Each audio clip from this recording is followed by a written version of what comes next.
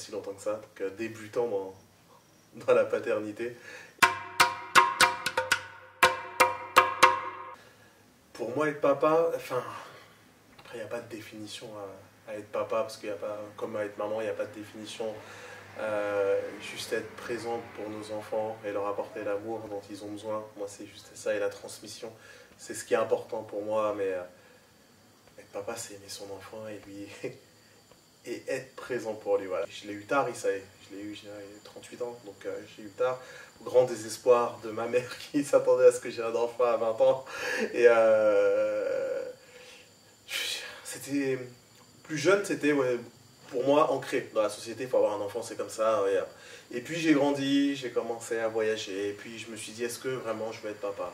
Est-ce que ça va pas entraver ma liberté? Vraiment, et c'est une réalité. Je me suis posé ces questions. Je me suis dit, mais j'aime ma liberté. J'aime faire ce que je veux, quand je veux. J'aime être libre. Et en même temps, j'étais persuadé, au fond de moi, qu'un jour, j'aurais une petite fille. Et c'était un truc... donc quand j'ai rencontré ma compagne, ça faisait peut-être même pas une semaine qu'on était ensemble, je lui ai dit, écoute, on aura une petite fille. Je lui ai dit, écoute, prépare-toi, on aura une petite fille, je te le dis tout de suite. Et ça m'avait choqué. Je me souviens, on était à la Grande Mosquée à Paris. Et elle m'a dit, mais il est fou, ça fait une semaine qu'on sort ensemble. Je sais pas, je me suis toujours dit que je voulais une petite fille parce que c'est presque un acte militant d'avoir une fille aujourd'hui. C'est dans un monde avec le patriarcat, la domination des hommes. Enfin voilà, je veux rentrer tôt pour lui dire bonne nuit. Pour moi, ça c'est impensable de ne pas lui faire un bisou au coucher. C'est vraiment tous les soirs, je lui répète que j'aime. C'est vraiment stupide, hein, ça paraît. Moi je rigolais avant parce que je regardais les films américains. Je me disais, c'est cliché, il se dit je t'aime, c'est n'importe quoi. Les Américains, il faut toujours en faire plus. Et je me retrouve moi aujourd'hui à être là tous les soirs. Putain, si je dis pas je t'aime à ma fille, je sais pas ce qui peut se passer dans la nuit, si je suis plus là, il faut qu'elle l'entende alors qu'elle comprend pas.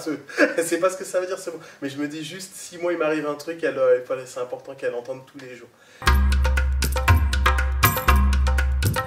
dis toujours que je suis hyper patient.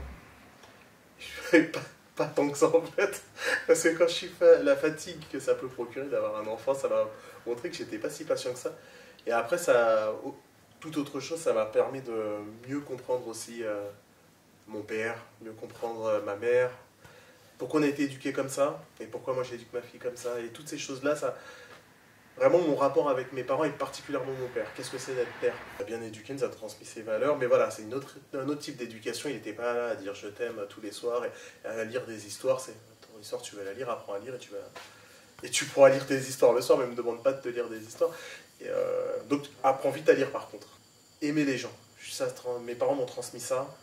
Moi je vais transmettre ça à ma fille, de ne pas avoir peur.